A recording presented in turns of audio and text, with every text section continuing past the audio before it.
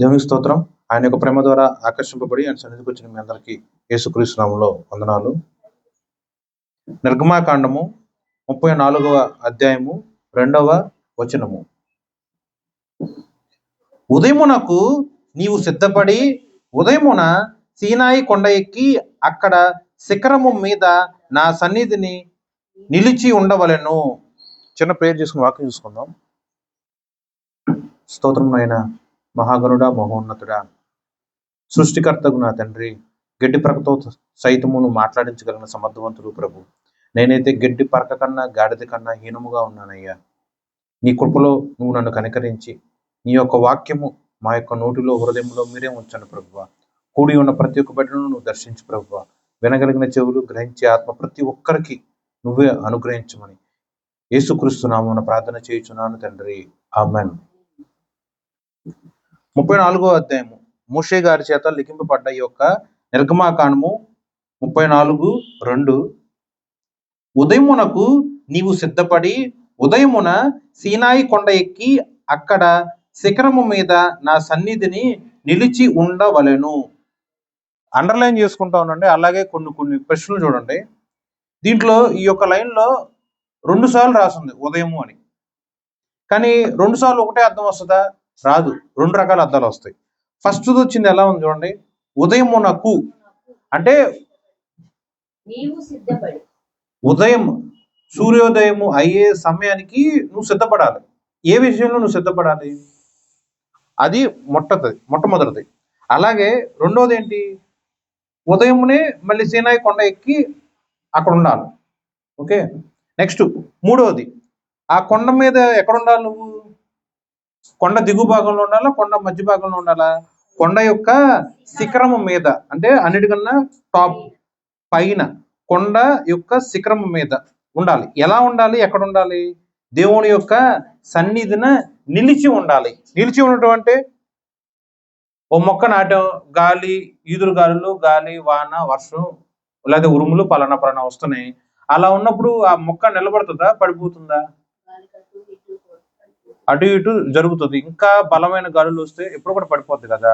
అప్పుడు దాన్ని నిలిపి ఉండటానికి మనం చాలా ప్రయత్నాలు చేస్తాం. అలాంటి ప్రయత్నాల్లో సక్సెస్ అయ్యేది ఏంటి? ఆ మొక్క యొక్క రూట్ భూమిని ఎంత గట్టిగా పట్టుకుంటే అప్పుడు మాత్రమే అది నిలబడుతుంది, లేకపోతే నిలిచి ఉంటుంది. లేదంటే దాని యొక్క వేరు బలంగా లేకపోతే అది గాలివానికి పడిపోతుంది కదా. అట్లాగే ఇక్కడ మోషే గారికి దేవుడు చెప్పిన పని ఏంటంటే, ఉదయమునకెళ్ళే నువ్వు రెడీగా ఉండు. ఇంగ్లీష్ బైబుల్లో ఒకే ఒక చిన్న లైన్ ఉంటుంది, be ready by morning. Be ready. ఉదయమునకు దేవుడు నీకు ఒక పని ఇస్తున్నాడు. ఆ పని ఏంటనేది 1వ వచనంలో ఉంటుంది. 2 పలకలు నువ్వు తీసుకొని రా.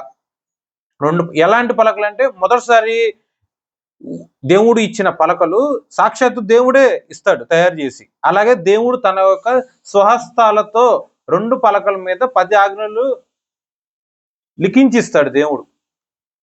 కానీ కొన్ని అనుకోని సందర్భాల్లో మోషేకి కోపం రగులుకొని ఇజ్రాయేల్ ప్రజలు చేసిన ఆ యొక్క దూడ స్వరూపముగా ఉన్న ఒక విగ్రహారాధన చేసేసరికి ఆయన కోపం మండిపోయి ఆ చేతిలో ఉన్న 2 రాతి పలకలను నేలకేసి కొడతాడు.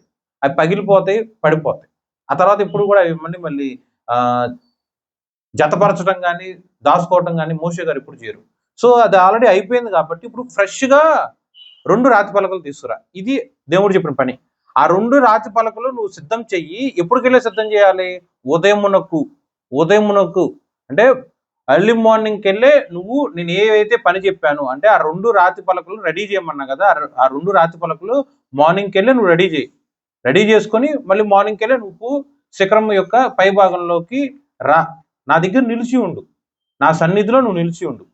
మొత్తం మార్నింగే. సో నైట్ కూడా టైం ఉంటుంది అది రెడీ చేయడానికి. దానికన్నా ముందు కొన్ని రోజులు కూడా ఉంటుంది. సో దేవుడు మనకిచ్చే ఆ యొక్క దినములు అంటే మన యొక్క ఆయుష్కాలంలో దేవుడు చెప్పిన ఆ యొక్క రాతి పలకలు అనగా మన యొక్క హృదయం మీద దేవుడు యొక్క వాక్యమును లిఖించుకోవటానికి ఎలా అయితే ఒక ఆభరణములు ఇష్టముగా ధరించుకుంటామో అలాగే బైబిల్లో ఉంటుందండి. కంఠభూషణములు, నుదురు మీద బొట్లు కానీ ఏదైనా సరే ఎలా అయితే ధరించుకుంటారో అమర్చుకుంటారో అలాగే దేవుడి యొక్క వాక్యం కూడా నుదురు మీద కానీ కంఠభూషణములుగా కానీ, అంటే పెళ్లి తీసుకొని ఇక్కడ రాసుకోమని కాదండి, దేవుడి యొక్క వాక్యం నీ శరీరం మీద ప్రకటింపబడినట్లు నీకు క్రియలు కనపరచబడాలి. ఓకే, చూపు పాపంతో వ్యామోహంతో నిండి ఉందనుకోండి, కానీ వాక్యం మాత్రం కంటితో పాపం చేస్తే పరలోకానికి వెళ్ళాం అని వాక్యం తెలుసు, కానీ కంటితో అలా చేసామనుకోండి అది ఎక్కడా కూడా వాక్యానుసారంగా ఉండదు. సో మనం చూసే చూపులో కూడా దేవుడి యొక్క ప్రేమ, దేవుడి యొక్క కృప కనపడితేనే అప్పుడు ఈ చూపు కరెక్ట్ గా ఉంది అని ఎదుటోళ్ళు సాక్ష్యం ఇస్తారు కదా. సో మన యొక్క చూపైనా మన యొక్క మాట అయినా సరే దేవుణ్ణి ప్రకటించాలి. అలాగే ఇక్కడ వాక్యం కూడా చెప్తుంది, బై మార్నింగ్ బీ రెడీ. ఉదయమునకల్లా నీ యొక్క హృదయమును దేవుడి యొక్క వాక్యంతో సిద్ధపడి మళ్ళీ సూర్యోదయం సమయానికే నువ్వు అక్కడికి వచ్చేసి ఉదయమునకెళ్ళి కొండ యొక్క పైభాగానికి రా. ఇప్పుడున్న కాలంలో ఒక వెహికల్, ఒక కారో లేకపోతే ఏదో ఒకటి తీసుకుని వెళ్తే కొండ కింద దగ్గర నుంచి కొండ పైకి వెళ్తానికి ఎంత టైం పడుతుంది? చాలా టైం పడుతుంది. మోర్ దెన్ 1 hour కూడా పట్టొచ్చేమో. కానీ ఆ రోజుల్లో మరి ఆయన దగ్గర వెహికల్ ఏం లేదుగా, కాలినడక మీద వెళ్ళాలిగా. మరి ఉదయంకెళ్ళి కొండ పై భాగానికి వెళ్ళాలంటే ఎన్నింటికి ఆయన మొదలుపెట్టి ఉండాలి ఆ యొక్క ప్రయాణం? ఆలోచన చేయండి. ఎన్నింటికి వెళ్ళి ఆ రాతి పలకలు రెడీ చేసుకుని దగ్గర పెట్టుకున్నాడు? ఎన్నింటికి నిద్రపోయి ఉంటాడు? ఎన్నింటికి నిద్ర లేచి ఉంటాడు? తను ఎప్పుడు పరిశుద్ధపరుచుకుని ఉంటాడు? ఎప్పుడుకెళ్ళి బయలుదేరి ఆ కొండ పైభాగానికి వెళ్ళి ఉంటాడు? పైభాగంలో కూడా వెళ్ళి నిలిచి ఉండు, వెయిట్, నిలిచి ఉండు, నేను వస్తా, నువ్వు అక్కడ నిలిచి ఉండు. ఆలస్యమైంది అనుకోను, మాట్లాడట్లేదు అనుకోను, దేవుడు రాడు అనుకోను, లేదా నీ హృదయం ఏదన్నా సరే అనుకోని విధంగా దేవుడికి దూరంగా ఉండి ఏదో ఒకటి మనుషుకున్న ఆలోచన ప్రకారం ఏదో ఆలోచించుకొని రాడు అని మనం అనేసుకొని అలా వెళ్ళిపోకుండా నిలిచి ఉండు. ఎట్టి పరిస్థితుల్లో అయినా సరే, ఎట్టి ఆలోచనలు అయినా సరే దేవుడు వస్తాడు అన్న ఒక్క నిరీక్షణతో నిలిచి ఉండు. ఒక్క వాక్యమే, ఉదయమునకు నువ్వు రెడీగా ఉండాలి. ఆ ముందు ఎంత సమయం ఉంది, ఎన్ని రోజులు ఉంటాయి. మళ్ళీ నువ్వు పలానా ప్రదేశానికి వెళ్ళు, మార్నింగ్కి వెళ్ళే, నువ్వు ఇలా వెళ్ళు, నువ్వు ఎక్కడికి వెళ్ళు, ప్రతిదీ ఉందగా. ఎక్కడి నుంచి స్టార్ట్ అవ్వాలి, ఎక్కడికి రీచ్ అవ్వాలి, ఎప్పుడుకెళ్ళి నువ్వు రెడీ అవ్వాలి, ఎప్పుడు అక్కడ రీచ్ అవ్వాలి, ప్రతిదీ క్లారిటీగా చెప్పాడు కదా దేవుడు. ఎక్కడ కన్ఫ్యూజన్ లేదుగా. యాక్చువల్గా ఈ వాక్యం చెప్పడానికి ఒక కారణం ఉంది. అంటే దేవుడు మోషే గారికి ఈ వాక్యం చెప్పడానికి ఒక కారణం ఉంది. ఈ రాతి పలకలను ఈ యొక్క 34 మొదటి వచనంలో రాసి ఉంటది. చూడండి, అది కూడా 34వ అధ్యాయము మొదటి వచనంలో, యెహోవా మోషేతో మొదటి పలకల వంటి 2 రాతి పలకలను చెక్కుము. నీవు పగలగొట్టిన మొదటి పలకల మీద ఉన్న వాక్యములను నేను ఈ పలక మీద వ్రాసెదను. అది చాలండి. రాతి పలకలను చెక్కు అని చెప్పారు. కానీ ఇంకోటి కూడా చెప్పారు ఏంటంటే, ఫస్ట్ టైం ఆల్రెడీ ఇది జరిగింది, అప్పుడు నువ్వు పగలగొట్టావు.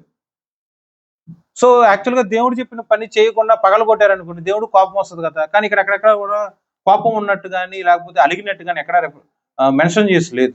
చేయకుండా మొదటిసారి ఎలా అయితే రాతి పలకలు తయారు చేసి ఉన్నారో ఇప్పుడు నువ్వు కూడా అలాగే తయారు చేయి, చెక్కి తీసుకురా నా దగ్గరికి అని చెప్పి దేవుడు పని చెప్పాడు. సో ఫస్ట్ టైం ఏం చేస్తే ఆ రాతి పలకలు మోషే గారి దగ్గర నుంచి మిస్ అయినాయి. మళ్ళీ దేవుడు ఎటువంటి అవకాశం ఇచ్చాడు అంటే, మొదటి అవకాశం ఎక్కడ మిస్ అయింది, మొదటి అవకాశం మిస్ అయిపోయింది కదా అని చెప్పి మన జీవితం అంతటితో ఆగిపోద్దా? ఆగిపోదు. దేవుడు మళ్ళీ రెండో అవకాశం ఇచ్చాడుగా. మొదటిసారి ఇచ్చిన దేవుడి యొక్క ఆజ్ఞలు చూడండి, మొదటిసారి ఇచ్చిన రాతి పలకలకి రెండోసారి ఇచ్చిన రాతి పలకలకి చాలా వ్యత్యాసం ఉంటుంది. మొదటిసారి ఇచ్చిన రాతి పలకలు సాక్షాత్తు దేవుడే తయారు చేస్తాడు. ప్లస్ దాని మీద రాసిన వాళ్ళు ఎవరు? దేవుడు యొక్క తన స్వహస్తాలతో తన వేళ్లతో చెక్కి ఉంచుతాడు. సో మొత్తం రాతి పలక తయారు చేసింది దేవుడే, రాతి పలక మీద వ్రాతతో తన స్వహస్తాలతో రాసిన వాడు దేవుడే. ఇది మొదటిసారి ఇచ్చిన రాతి పలకలు. అదే రెండోసారి ఇచ్చిన రాతి పలకల్లో మోషేని మాత్రమే ఆ రాతి పలకలు చెక్కమన్నాడు, కానీ రాసేది మాత్రం దేవుడే. ఓకే, సో దేవుడి యొక్క సన్నిధిలో దేవుడు నీతో మాట్లాడాలని, దేవుడి యొక్క ఉద్దేశములు ప్రవచనాత్మకంగా దేవుని యొక్క వాక్యముగా బైబిల్గా నీ హృదయంలో చెక్కబడాలంటే నీ హృదయము నువ్వు ఎంతో కొంత చిన్నదన్నా సరే నువ్వు రెడీ చేసుకోవాలి. దేవుడు ఎలా అయితే చెక్కాడో అలాగే ఈ రాతి పలకలు చెక్కు అని యాజ్ ఇట్ ఈస్ గా చేయమని చెప్పాడా? ఇంత ఎత్తు ఇంత వెడల్పుతో చెక్కు అని స్పష్టంగా చెప్పాడా? రాతి పలక చెక్కు, నేను చేసినట్టే చెయ్యన్నాడా? అనలేదుగా. సో నీ హృదయాన్ని దేవుడు సిద్ధపరిచే ఆ యొక్క క్రమంలో నీ వంతుగా నువ్వు వెంట్రుక వాసన అతి చిన్నదైనా సరే నువ్వు చెయ్యాలి. నువ్వు ప్రయత్నం చేస్తేనే కదా దేవుడు దాన్ని లీడ్ తీసుకునేది. ఇప్పుడు ఆలోచించండి, దేవుడు మోషేకి రాతి పలకల చెక్కు పలానా ప్రదేశానికి రా, కొండ ఎక్కి రా అన్నారు.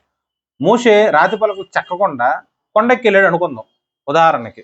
మరి దేవుడు వాక్యం ఎక్కడ రాస్తాడండి? ఎక్కడ రాస్తాడు? అవకాశం ఉందా రాయడానికి? ఏమన్నా అడుగుతాడు కదా దేవుడు. నేను నా ఆజ్ఞలను, నా ఉద్దేశములను, నా తలంపులను, నా చిత్తములను నీకు తెలియజేయటానికే రాతి పలకలు చెక్కుకొని రమ్మన్నా కదా మోషే. నువ్వు చెక్కకుండా ఎట్లా వచ్చావు? సరే నువ్వు ఎలా రాస్తావు? నేను చెప్పింది నువ్వు ఎక్కడ రాసుకుంటావు అంటానికి ఆస్కారం ఉందా లేదా? సో మోషే చేయాల్సింది అక్కడ ఉంది. చేయకుండా అక్కడికి వెళ్తే కార్యం చూసేవాడా? సో దేవుడు ఏదైనా మనకు చెప్పినప్పుడు అది చేయకుండా దేవుడి సన్నిధికి ఖాళీ చేతులతో, ఖాళీ హృదయంతో వెళ్ళాం అనుకోండి, ఎక్కడ మనం వెనకబడిపోయి ఉన్నట్టు ఉంటాంగా. అప్పుడు దేవుడి దగ్గర నుంచి పొందుకోవాల్సిన వాగ్దానం అవ్వచ్చు, ఏదన్నా సరే గిఫ్ట్స్ అవ్వచ్చు, ప్రతిదీ మిస్ అయిపోతాం కదా. ఇక్కడ మోషే అక్కడెక్కడ చేయలే, అలాంటి పొరపాటు ఎక్కడా చేయలే. దేవుడు చెప్పాడు బాబు. అప్పుడు మోషే ఒకవేళ ఏమన్నా మొదటిసారి నువ్వే చెక్కావు, అప్పుడు కూడా నువ్వే చెక్కేసుకో, మొదటిసారి నువ్వే రాసిచ్చావు, ఇప్పుడు కూడా నువ్వే రాసిచ్చాయి అని అన్నారా? అనలా. అనకుండా ఏ పని అయితే దేవుడు చెప్పాడో ఆ పని చక్కగా చేసుకొని, అంటే రాతి పలకలను తనే స్వహస్తాలతో మోషే రెండోసారి రాతి పలకలను తయారు చేసుకుని దేవుడి యొక్క సన్నిధిలోనికి వెళ్ళాడు కాబట్టి దేవుడు అక్కడ రాసి ఉన్నారు. ఓకే, మొదటిసారి రెండోసారి డిఫరెన్స్ అర్థమైందా? సరే, మొదటిసారి యొక్క రాతి పలకలు ఎందుకు డ్యామేజ్ అయ్యాయి? అసలు ఏమైపోయినాయి? అది 32వ అధ్యాయంలో కూడా రాసి ఉంటుంది అట్లా. 31:18 మరియు ఆయన సీనాయి కొండ మీద మోషేతో మాట్లాడి చాలించిన తర్వాత ఆయన తన శాసనములు గల 2 పలకలను, అనగా దేవుని వ్రేలితో వ్రాయబడిన రాతి పలకలను అతనికి ఇచ్చెను. అలాగే 32:15 శాసనములు గల 2 పలకలను చేత పట్టుకొని కొండ దిగి వచ్చెను. ఆ పలకలు ఇరు ప్రక్కలను వ్రాయబడినవి, అవి ఈ ప్రక్కను ఆ ప్రక్కను వ్రాయబడి ఉండెను. ఆ పలకలు దేవుడు చేసినవి, ఆ పలకల మీద చెక్కబడిన వ్రాత దేవుని చే వ్రాత. చూసారండి? చాలండి, చూడండి, అర్థమైందా? మొదటిసారి వచ్చిన ఆ యొక్క లేఖనములు ఎలా వచ్చినాయండి?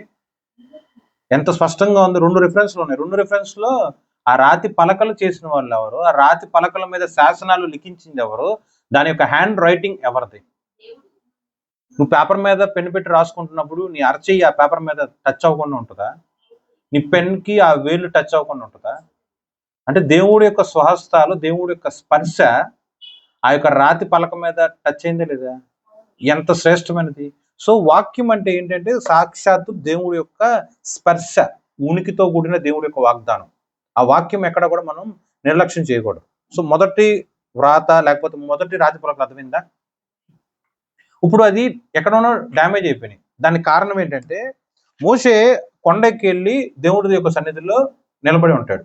అలా నిలబడి ఉన్నప్పుడు దేవుడి యొక్క వాక్యము, దేవుడు సాక్షాత్తు ప్రత్యక్షమయ్యి మాట్లాడతాడు. ఆ మాట్లాడినప్పుడు రాతి పలకలు దేవుడే చెక్కించి తన చేతిలో పెడతారు. అలా దేవుడు మోషే చక్కగా మంచి సంభాషణతో కూడిన కొన్ని రోజుల పాటు అలా గడుస్తూ ఉంటది కొండ మీదే. అలా గడుస్తూ ఉన్నప్పుడు కింద ఉన్న ఇజ్రాయెల్ ప్రజలు ఏం చేస్తారంటే, మోషే రాలేదేంటి, మొన్న వెళ్ళాడు ఇంకా రాలా, నిన్న వెళ్ళాడు ఇంకా రాలా, చాలా రోజులైంది రాలా, అసలు మమ్మల్ని ఐగుప్తు దేశం నుంచి ఇక్కడ వరకు తీసుకొచ్చిన మోషే ఏమైపోయాడు, అసలు రేపటి రోజు వస్తాడా రాడా? ఇలా కాదు, మాకు ఒక విగ్రహం కావాలి, మాకు ఒక విగ్రహం కావాలి అని చెప్పి పక్కనున్న అహరోన్ని బాగా బాగా బాగా టార్చర్ గాని తొందర పెడతాం కానీ జరుగుతుంది. ఇదంతా 32వ అధ్యాయంలో ఉంటుంది. 32:1 నుంచి.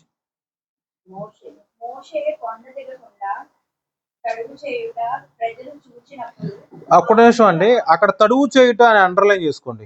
జనరల్లీ తడువు చేయుట అంటే ఆలస్యం చేయటం, ఏదన్నా పని చేసి దాన్ని జాప్తం చేస్తూ ఉంటారు కదా, సాగదీసి. కానీ ఇక్కడ మోషే లేట్ చేయట్లా, బద్ధకస్తుడుగా ఉండట్లా, కదలలేని పరిస్థితుల్లో ఉండట్లా, దేవుడి దగ్గర ఉన్నాడు. కానీ ప్రజలకు మాత్రం ఎలా ఉంది అది, నిన్న వెళ్ళాడు రాలా, 2 రోజులు అయింది రాలా, 3 రోజులు అయింది రాలా. కానీ మోషేకి ఎలా ఉంది, దేవుడి యొక్క సన్నిధిలో ఉన్నప్పుడు ఆ సమయం కూడా మోషే గారికి తెలియట్లా. సో సమయము లేకపోతే ఒక రోజు అయిపోయింది, చాలా రోజులు అయిపోయినాయి అని చెప్పి మోషేకైతే ఏం తెలియట్లా. దేవుడి యొక్క సన్నిధిలో ఉన్నప్పుడు కాలము సమయంలో కూడా మనకేం తెలియదు. సమయమును సైతము మైమర్చిపోయి దేవుడి యొక్క సన్నిధిలో అత్యానందము కలిగి మనం బ్రతుకుతూ ఉంటాం. కానీ ఆ విలువ తెలియని మనుషులు మాత్రము ఎంత ప్రార్థన చేస్తారు, ఏముంది చేయటానికి, రోజల్లా ప్రార్థన చేస్తారు, ఏముంది చేయటానికి అని అనుకుంటూ ఉంటారు. వాళ్ళకి తెలియదు, కానీ మనకు తెలుసు కదా, దేవుడి యొక్క ఆత్మ ఉన్న వాళ్ళకి తెలుసు కదా. సో అలా మోషే తడువు చేస్తున్నాడు లేకపోతే లేట్ చేస్తున్నాడు అని అనుకొని ఈ యొక్క ఇజ్రాయెల్ ప్రజలు ఏం చేస్తారంటే, ప్రజలు చూచినప్పుడు మా ముందర నడుచుటకు ఒక దేవతను మా కొరకు చేయము, ఐగుప్తులోని మమ్మల్ని రప్పించిన ఆ మోషే అనువాడు ఏమాయనో మాకు తెలియదని అతనితో చెప్పిరి. అందుకు అహరోన్ ఏమంటాడు, సరే మీ టార్చర్ భరించలేక, సరే మీ దగ్గర ఉన్న బంగారములు, మీ యొక్క స్త్రీలు ధరించిన ముక్కుబొడుగులు అవ్వచ్చు, నెక్లెస్లు అవ్వచ్చు, చెవు కమ్మీలు అవ్వచ్చు, అసలు మీరంటూ ధరించిన సకల విధమైన ఆభరణాలన్నీ తీసుకురా, ఫలానా పోత వేసి ఒక రూపముగా తయారు చేసి ఒక మనిషి శరీరానికి ఒక జంతువు తల, లేకపోతే ఇంకా డైరెక్ట్ గా చెప్పాలంటే ఒక దూడ తల తయారు చేసి ఆ విగ్రహానికి అమర్చి ఇస్తారు. ఇదంతా కూడా ఆ యొక్క ఇజ్రాయెల్ ప్రజలు చెప్పిన డైరెక్షన్ ప్రకారమే అహరోన్ చేయించి ఆడ పెడతారు. వీళ్ళు ఏం చేస్తారు, ఆ విగ్రహం ముందు నిలబడి ఇజ్రాయెల్ ప్రజలందరూ కూడా ఐగుప్తు దేశం నుంచి మమ్మల్ని తీసుకొచ్చిన వాళ్ళు ఈ విగ్రహమే అని మొక్కుతూ ఉంటారు. చూడండి, అది కూడా రాసి ఉంటుంది 4వ వచనం మధ్యలో నుంచి. అప్పుడు వారు, ఓ ఇశ్రాయేలు, ఐగుప్తు దేశంలో నుండి నిన్ను రప్పించిన నీ దేవుడు ఇదే అనేది. అహరోను అది చూచి దాని ఎదుట ఒక బలిపీఠము కట్టించెను. మరియు అహరోను రేపు యెహోవాకు పండుగ జరుగునని చాటింపగా. చాలండి, చూడండి అక్కడ దేవతను లేకపోతే విగ్రహము ఎలా చేశారు, మనిషి యొక్క స్వహస్తాలతో ఒక రూపాన్ని ఒక ప్రతిమగా చేశారు. కానీ అహరోన్ ఎలా మాట్లాడుతున్నాడు, దాని ముందు బలిపీఠం కట్టాడు, కానీ పైకి ఎలా చెప్తున్నాడు, రేపు యెహోవాకు. కానీ అక్కడ యెహోవా ఉన్నాడండి, ఎవరున్నారు అక్కడ, కంటికి కనిపించింది ఇజ్రాయెల్ ప్రజలు చేసేది ఏంటి, దూడ ముందు కూర్చొని వాళ్ళు నైవేద్య బలులు, దహన బలులు, నాట్యము, మందు అన్ని చేస్తూ ఉన్నారు. కానీ అహరోను దేవుడి యొక్క ఆత్మ కలిగినాడు, మనుషుల యొక్క టార్చర్ భరించలేక తను కాంప్రమైజ్ అయిపోయాడు.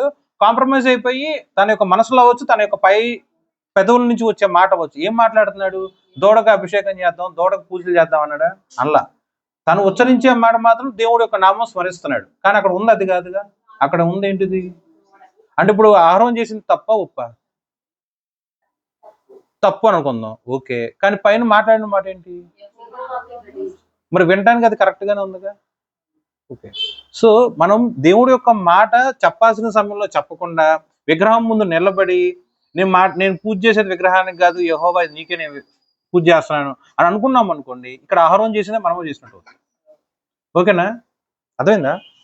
మన నోటితో మన శరీరము పలానా ప్రదేశము అంటే ఆ దూడ శరీరము కలిగిన ప్రతిమ దగ్గర మనం నిలబడి కళ్ళు మూసుకొని ప్రార్థన చేసుకుంటూ యెహోవా నీకే నేను బలి అర్పిస్తున్నా అని అన్నాము అనుకోండి, అది కరెక్టా అన్నా. ఇక్కడ అహరోన్ అది చేశాడా చేయలేదా, ప్రూఫ్ ఉందా లేదా. అహరోన్ ఏమన్నాడు, రేపు యెహోవాకు పండుగ జరుగునని చాటింపగా మరునాడు లేచి వాళ్ళకి కావాల్సిన దహన బలులు, సమాధ బలులు అర్పించారు. ఓకే, సో మీరు ఆలోచన చేయండి, అక్కడికి 2 days అయిపోయిందిగా. సో మోసే ఇంకా కొండ మీద ఉన్నాడు. వీళ్ళు ఎప్పుడైతే ఆ యొక్క దహన బలులు ఆ యొక్క విగ్రహం ముందు చేస్తానికి మొదలు పెట్టారో అప్పుడు పైన మోసే గారికి ఆ విషయం తెలుసా, తెలియదుగా. కానీ దేవుడు మోసేతో మాట్లాడుతూ ఉంటాడు, నువ్వేమో కొండపై భాగంలో ఉన్నావు, నీ కింద ఏమో ఈ ప్రజలు ఎలా చేస్తున్నారు, నువ్వు ఇంకా బయలుదేరి వెళ్ళిపో, నువ్వు కిందకి వెళ్ళు ముందు. ఈ ప్రజలు మాట విననొల్లక ఇష్టానుసారంగా ప్రవర్తిస్తూ విగ్రహాలను పూజిస్తూ వాళ్ళకు మొక్కుతూ ఉన్నారు అని సాక్షాత్ దేవుడే సాక్ష్యం ఇస్తూ ఉంటాడు ఈ యొక్క ప్రజల గురించి. 7వ వచనం, కాగా యెహోవా మోషేతో ఇట్లనెను, నీవు దిగి వెళ్ళుము, ఐగుప్తు దేశం నుండి నీవు రప్పించిన నీ ప్రజలు చెడిపోయేది, నేను వారికి నియమించిన త్రోవ నుండి త్వరగా తొలగిపోయి తమ కొరకు కోత కోసిన దూడను చేసుకుని దానికి సాగిపడి బలి అర్పించి, ఓయి ఇశ్రాయేలు, ఐగుప్తు దేశం నుండి నేను రప్పించిన నీ దేవుడు ఇదే అని చెప్పుకొనిరనెను. మరియు ఇప్పుడు మోషే గారు ఏది కూడా కొండ కింద భాగంలో జరిగేది ఏది కూడా మోషే గారికి తెలియదు. కానీ మొత్తం ఎలా తెలిసిపోయింది, కింద ఏం జరిగిందో అదంతా దేవుడు చెప్పాడుగా ఒక ప్రవక్తకి. కాబట్టి నువ్వు వెళ్తే ఏమన్నా ఖండిస్తావేమో, లేకపోతే నీ ప్రజల్ని మంచి మార్గంలో నడిపిస్తావేమో, సంథింగ్ అలాంటి ఇంటెన్షన్ ఉండొచ్చు. ఓకే, ఇక్కడ అహరోను కూడా మార్గం తప్పి బతికినట్టేగా. మోషే అప్పుడు దేవుడికి మోషేకి మధ్య జరిగిన కాన్వర్సేషన్ చూడండి 9th. మరియు యెహోవా ఇట్లనెను, నేను ఈ ప్రజలను చూచి ఉన్నాను, ఇదిగో వారు లోబడినని ప్రజలు, కావున నీవు ఊరుకున్నాము, నా కోపం వారి మీద నుండును, నేను వారిని కాల్చివేసి నిన్ను గొప్ప జనముగా చేస్తుందని మోషేతో చెప్పగా, మోషే తన దేవుడైన యెహోవాను ప్రతిమానుకొని, యెహోవా, నీవు మహాశక్తి వలన బాహుబలము వలన ఐగుప్తు దేశంలో నుండి రప్పించిన నీ ప్రజల మీద నీ కోపం మండనేలా, ఆయన కొండలలో వారిని చంపునట్లును భూమి మీద నుండి వారిని నశింప చేయనట్లును నీ కీడు కొరకే వారిని తీసుకొని పోయినని ఐగుప్తీయులు ఎలా చెప్పుకునవలెను. నీ కోపాగ్ని నుండి మళ్ళుకొని నీవు నీ ప్రజలకు ఈ కీడు చేయక దాన్ని కూర్చి సంతాపపడుము. చాలండి, చాలు చాలు. చూడండి, ఇక్కడ ప్రజలు ఒక పని చేశారు, అంటే ఇజ్రాయెల్ ప్రజలు ఒక పని చేశారు, ఒక కార్యం చేశారు. ఆ కార్యమును బట్టి దేవుడికి కోపం రగులుకుంది, కోపం మండిపోయింది. ఆ కార్యమును బట్టి దేవుడు ఇజ్రాయెల్ ప్రజల పట్ల ఎలాంటి సాక్ష్యం ఇస్తున్నారంటే 7వ వచనం నుంచి మీరు చదివారు. దాంట్లో కొన్ని లైన్స్ చూడండి. ఇజ్రాయెల్ ప్రజలు చెడిపోయారు, ఇజ్రాయెల్ ప్రజలు తొలగిపోయారు, ఇజ్రాయెల్ ప్రజలు అన్య దేవతలకు సాగిలపడారు, ఇజ్రాయెల్ ప్రజలు అన్య దేవతలకు బలి అర్పించారు.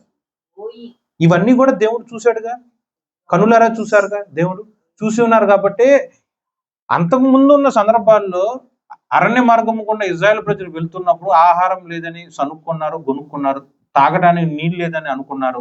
ఇలా దేవుడిని ఎన్నోసార్లు విసికించారు, ఇబ్బంది పెట్టారు. దేవుడికి అప్పుడు కోపం రగులుకుంది, కానీ చంపేసేంత కోపం రగులుకోలేదుగా. నువ్వు తప్పుకో, అగ్ని రప్పించి వీళ్ళందరినీ కూడా కాల్చివేస్తా అని చెప్పి ఏనాడు దేవుడు మోషేతో అనలా. ఏ సందర్భంలో అన్నారు? కేవలం విగ్రహారాధన చేసినప్పుడు మాత్రమే. దేవుడికి చెందవలసిన ఘనత, దేవుడికి చెందవలసిన మహిమ, దేవుడికి బదులుగా ఒక మనిషి యొక్క హస్తకృత్యములుగా చేయబడిన ఒక విగ్రహము, ఒక ప్రతిమకు మనుషులు సమర్పించారు. కాబట్టి తన గర్భవాసాన జన్మించిన ఈ యొక్క ఇజ్రాయెల్ ప్రజలు తనని తండ్రి అని అనకుండా ఎవరినో వారి యొక్క స్వాస్థాలతో వాళ్ళకి నచ్చిన ప్రతిమను పోతపోసి చేసుకొని వీళ్ళే నా తండ్రి, వీళ్ళే నన్ను రక్షించారు, వీళ్ళే నన్ను ఐగుప్తు దేశం నుంచి ఇజ్రాయెల్ దేశంలోనికి తీసుకొచ్చారు అని చెప్పి తన పిల్లలు తనని తండ్రి అని అనకుండా పరాయి వాళ్ళని తీసుకొచ్చి తండ్రి అనేసరికి దేవుడికి కోపం రగులుకొని చంపేయాలి అని మండిపోయింది ఆ కోపం. అప్పుడు మోషే మళ్ళీ దేవుడికి అడ్డుగా ఉండి, అంటే వాక్యం ఎరిగిన ఒక మోషే దేవుడికి అడ్డుగా ఉండి దేవుడికి ఉచితమైన సలహా ఇస్తూ ఉంటాడు. నువ్వు ఇలా కనుక చంపేశావు అనుకో, నీ ప్రజల్ని లేదా దేవుడి యొక్క బిడ్డల్ని దేవుడే చంపేయడానికి ఐగుప్తు దేశం నుంచి ఈ యొక్క ఇజ్రాయెల్ దేశానికి లేకపోతే కానాన్ దేశానికి తీసుకురావాలా? అది చంపేది ఏదో అక్కడే చంపేయచ్చుగా అని ప్రజలందరూ అంటారు కదా, నిన్ను ఫలానా అని అనుకుంటారు కదా అని దేవుడికి చెప్తాడు, నువ్వు చంపమాగు అని. పైగా ఇక్కడ దేవుడు మోషేకి ఇంకో ఆఫర్ కూడా ఇస్తారు. వీళ్ళని కనుక నేను చంపేస్తే నిన్ను, నీ గర్భవాసాన్ని జన్మించిన నీ పిల్లలందరినీ కూడా గొప్పగా ఆశీర్వదిస్తా, నువ్వు ఈ యొక్క కానాన్ దేశంలో ఉండొచ్చు అని చెప్పి దేవుడు చాలా చక్కగా ఆశీర్వదిస్తాడు మోషేని. కానీ మోషే అన్ని స్వీకరించాడు. ఏ ప్రజలనైతే తను వెంబడించుకుని అక్కడి నుంచి ఐగుప్తు దేశం నుంచి తీసుకొచ్చారో అది ఒక కాపరిగా, ఒక నాయకుడిగా ఉండవలసిన లక్షణాలు అక్కడ కనపరుస్తారు. నువ్వు సంతాపపడు, నీ కోపాగ్ని వాళ్ళ మీద పెట్టుకోమాకు, వీళ్ళు కూడా నీ ప్రజలే కదా, వీళ్ళు కూడా నీ బిడ్డలే కదా. కోపంగా ఉన్న దేవుడు మర్చిపోయాడు కాదు, కానీ వాళ్ళు చేసిన పని వల్ల దేవుడికి అంతగా కోపం రగులిపోయింది, చంపేయాలి అని. ఆ టైంలో దేవుడు ఉన్న ప్రేమను మోషే దేవుడికి గుర్తు చేస్తూ ఉంటాడు. ఓకేనా? దీని కారణం ఏంటి? ఇక్కడ దేవుడికి వచ్చిన కోపానికి కారణం ఏంటి? విగ్రహారాధన, జస్ట్ విగ్రహారాధన. అంతకుముందు చేసిన దాంట్లో కూడా దేవుడు కోపం వచ్చింది, మన్నా విషయంలో అవ్వచ్చు, ఇంకా చాలా చాలా దాహం గురించి అవ్వచ్చు, వస్త్రముల గురించి అవ్వచ్చు, ప్రతి దాంట్లో. అప్పుడు రాంది ఇప్పుడు వచ్చిన దానికి మెయిన్ రీజన్ ఏంటి? జస్ట్ విగ్రహారాధన. సో అన్ని పాపాల కన్నా సరే అట్మోస్ట్ ప్రయారిటీ అండ్ దేవుడికి హేయముగా ఉంది విగ్రహారాధన. అంత ప్రమాదం, చంపేయాలి అన్న కోపం కూడా వస్తుంది విగ్రహారాధన చేస్తే. ఓకేనా? ఇంతవరకు అర్థమైందా మీకు? సో మోషే అలా చెప్పంగానే దేవుడు నిజంగానే మళ్ళీ సంతాపపడి, ఓకే కానీ వీళ్ళనైతే నేను చంపను, ఓకే కానీ నేను వీళ్ళతో నేను రాను, వీళ్ళు మాట విననల్లకున్న ప్రజలు, నేను వీళ్ళతో రాను, కానీ ఒక దూతను పంపుతాలే. ఆ దూత మీకన్నా ముందు వెళ్ళిపోయి ఆ యొక్క కానాను దేశంలో ఉన్న ఈ యొక్క హిత్తీయులను అని సుమారు ఒక 6-7 తెగల ప్రజలు ఉంటారు, బైబిల్లో రాసి ఉంటుంది అదంతా. వీళ్ళందరినీ కూడా అక్కడి నుంచి పంపించేస్తారు. ఆ ప్రదేశం మొత్తం కూడా మీరు వెళ్ళే టైంకి మీకు రెడీ చేసి పెడతాము, కానీ నేనైతే రాను, నీతో కూడా నేను రాను, ఈ ప్రజలతో కూడా నేను రాను అని దేవుడు స్పష్టంగా చెప్తాడు. సో విగ్రహారాధన చేస్తే దేవుడు మనతో వస్తాడా? రాడా? ఇది కూడా వాక్యం ఉంటుంది చూడండి.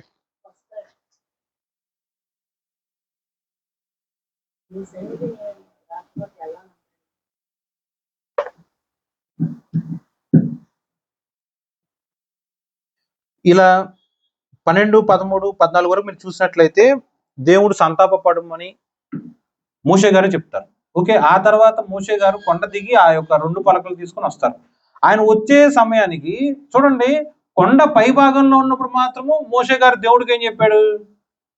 నువ్వు సంతాపపడు, నీ ప్రజలే కదా, నువ్వు చంపేస్తే అట్లా, ప్రజలందరూ మనల్ని ఇలా అంటారు కదా, లోకంలో ఉన్న అన్యులందరూ మనల్ని ఇలా అంటారు కదా, చంపేశారు అని అంటా ఉంటారు కదా అని ఎక్కడ మాట్లాడాడు? కొండ పై భాగంలో ఉన్నంత వరకు చక్కగా మాట్లాడాడు, శాంతియుతంగా మాట్లాడాడు. కానీ కొండ దిగువ భాగానికి రాగానే తన యొక్క కంటితో చూస్తాడు, ఈ యొక్క ప్రజలందరూ కూడా తాగి తందనాలు ఆడుతూ ఆ యొక్క విగ్రహం చుట్టూ నాట్యమాడి ఇలా స్త్రీ పురుషులని భేదాలు కూడా తెలియకుండా ఇష్టానుసారంగా ప్రవర్తిస్తూ ఉంటారు. ఆ దృశ్యం చూడగానే అప్పుడు వరకు మోషేకున్న శాంతి ఏమైపోయింది? సహనం ఏమైపోయింది? పోయింది. దేవుడికి ఎలా అయితే కోపం రగులుకుందో అలాగే దేవుని యొక్క ఆత్మ కలిగిన ఆ యొక్క మోషే గారికి కూడా తన హృదయంలో కోపం మండిపోయి దేవుడు తన స్వహస్తాలతో ఇచ్చిన ఆ యొక్క 2 పలకలను నేలకేసి కొట్టారు. 19 అతడు పాలెమునకు సమీపింపగా ఆ దూడను వారు నాట్యమాడుటను చూచెను. అందుకు మోషే కోపము మండెను. అతడు కొండ దిగున తన చేతుల నుండి ఆ పలకలను పడవేసి వాటిని పగలగొట్టెను. చాలండి. సో దేవుడికి ఎలా వచ్చింది కోపం? దేవుడికి ఎలా అయితే కోపం వచ్చిందో సేమ్ థింగ్ మోషే గారికి కూడా వచ్చింది. దేవుడు అది అంతా చూశాడు, కోపగించుకున్నాడు. కానీ మోషే శాంతియుతంగా మాట్లాడినప్పుడు మాత్రం ఆ దృశ్యం చూడాల. కానీ ఏ క్షణానైతే కంటితో చూశాడో ప్రజలందరూ విగ్రహారాధన చేయటం, నాట్యం ఆడటం, దాన బలులు అర్పించడం ఇదంతా చూశారు. అప్పుడు కోపం మండిపోయింది ఒక ప్రవక్తకి. మరి ఇందాక వచ్చిన మరి దేవుడికి కోపం రావడంలో ఎంతవరకు కరెక్ట్? ఆలోచన చేయండి. కోపం మండిపోయి తన చేతుల్లో ఉన్న దేవుడి యొక్క స్వహస్తాలతో లిఖింపబడ్డ యొక్క పలకలని నేలకేసి పగలగొట్టేశారు. సో ఫస్ట్ టైం ఇచ్చిన పలకం మొత్తం డ్యామేజ్ అయిపోయింది. ఓకే, మోషే ఇప్పుడు ఎంతగానో బాధపడుతూ ఉంటాడు. అహరోను నువ్వేం చేసావు అని చెప్పి అహరోను ప్రశ్నిస్తాడు. అప్పుడు నేనేం చేశాను? వాళ్ళు నా మీద కోపపడమాకు, వాళ్ళు నన్ను ఎలా చేశారు, బలవంతం చేశారు, వాళ్ళు చెప్పిన మాటలకు లోబడి నేను భయపడిపోయి అలా నేను చేయాల్సి వచ్చిందని చెప్పి కాస్త కారణాలన్నీ చెప్తారు. కానీ మోషే గారు ఏం సాటిస్ఫై అవ్వరు. ఇక యెహోవా పక్షం ఎవరుంటారు నా పక్ష అని మోషే ఆ గుంపును అందరినీ పిలుస్తారు. వాళ్ళలో కొంతమంది మరి ముఖ్యంగా లేవీయులు మోషే గారి చెంత చేరతారు. అప్పుడు మిగతా వాళ్ళందరినీ చంపేసేమని చెప్తారు. అలా కొంతమంది సుమారు 3000 మంది విగ్రహారాధన చేసిన వాళ్ళందరూ చచ్చిపోతారు. ఇప్పుడు మిగిలిన ప్రజలతో మోషే మాట్లాడుతూ ఉంటాడు. మీరు చేసిన పాపము ఎంతో హేయమైనది, దేవుడికి కోపం రగిలిపోయింది, మండిపోయింది. కాబట్టి అసలు ఈ పాపానికి పరిహరింపు ఉందా లేదా అనేది మనమందరము కూడా దేవుడి సన్నిధిలో విచారం చేసి తెలుసుకుందాం. అసలు మనల్ని దేవుడు క్షమిస్తాడా? అంత హేయమైన పాపం నువ్వు చేశావు అని చెప్పి ఇజ్రాయేల్ ప్రజలందరితో కూడా మోషే మాట్లాడతాడు. సో మొదటిసారి ఎలా అయితే కొండకి వెళ్ళి దేవుడి యొక్క సన్నిధిలో ప్రార్థన చేశారో అలాగే మళ్ళీ దేవుడి యొక్క సన్నిధికి వెళ్ళి దేవుడి దగ్గర ప్రార్థన చేసుకొని మమ్మల్ని క్షమిస్తావా? ఇజ్రాయేల్ ప్రజలు ఇలా చేశారు, విగ్రహారాధన చేశారు, నీకు చెందవలసిన మహిమ ఆరాధన నీకు చెల్లించకుండా విగ్రహానికి చెల్లించారు, మమ్మల్ని క్షమించవా అని చెప్పి ప్రార్థన చేసుకుందామని చెప్పి ఇజ్రాయేల్ ప్రజలందరినీ కూడా ఈయన ఎడ్యుకేట్ చేస్తారు. ఓకే, ఎడ్యుకేట్ చేసి ఆ యొక్క ప్రదేశంలో కూడా మోషే ఉండడానికి కూడా ఇష్టపడ్డాడు. కాబట్టి తన యొక్క గుడారమును ఆ పాలెంలో నుంచి తీసివేసి పాలెం వెలుపులు ఎక్కడో దూరంగా వెళ్ళి వేసుకుంటాడు గుడారాన్ని, అక్కడే ఉంటాడు. ఆయన ఆ గుడారంలో ఉండి ఆ గుడారంలోనే ప్రార్థన చేసుకుంటూ ఉంటాడు. అప్పుడు యెహోవా యొక్క మహిమ మేఘరుదుడుగా వచ్చి ఆ యొక్క గుడారం మీద, పాలెం వెలుపులు ఉన్న ఆ యొక్క గుడారం మీదకి వచ్చి దేవుడు మోషే గారు ఇప్పుడు చక్కగా మాట్లాడుకుంటూ ఉంటారు. దానికే ప్రత్యక్షపు గుడారము అని చెప్పి ఆ యొక్క బైబిల్లో రాసి ఉంటుంది. ఓకేనా? ఇలా ఒక మనిషితో మాట్లాడినట్టు మోషే అండ్ యెహోవా ఇరువురు కూడా అలా మాట్లాడుతూ ఉంటారు. 33. అందుకు యెహోవా ఎవడు నా ఎదుట పాపం చేసెనో వాని నా గ్రంథములో కాదండి, 33వ అధ్యాయంలో 11వ వచనం. 33:11లో మనుష్యుడు తన స్నేహితుడితో మాట్లాడినట్లు యెహోవా మోషేతో ముఖాముఖిగా మాట్లాడుచుండెను. ఓకే, ఇంతకు ఈ వాక్యం చెప్పక మునుపు నేను చెప్పా కదా, ప్రజలందరూ పాపం చేశారు, మనం దేవుడి దగ్గర క్షమాపణ పొందుకోవాలని. అదంతా కూడా 32వ అధ్యాయము 30వ వచనం నుంచి 34వ వచనం వరకు రాసి ఉంటుంది. 30 నుంచి 34 వరకు. ఓకేనా? దీంట్లో ఇంకో వాక్యం చూడండి.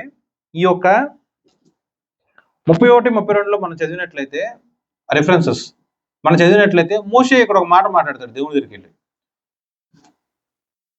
అయ్యో, నీవు వారి పాపమును ఒకవేళ పరిహరించితివా, లేని ఎడల నీవు వ్రాసిన ఈ గ్రంథములో నుండి నా పేరు తుడిచివేయమని బతిమలాడుకుంటున్నాను.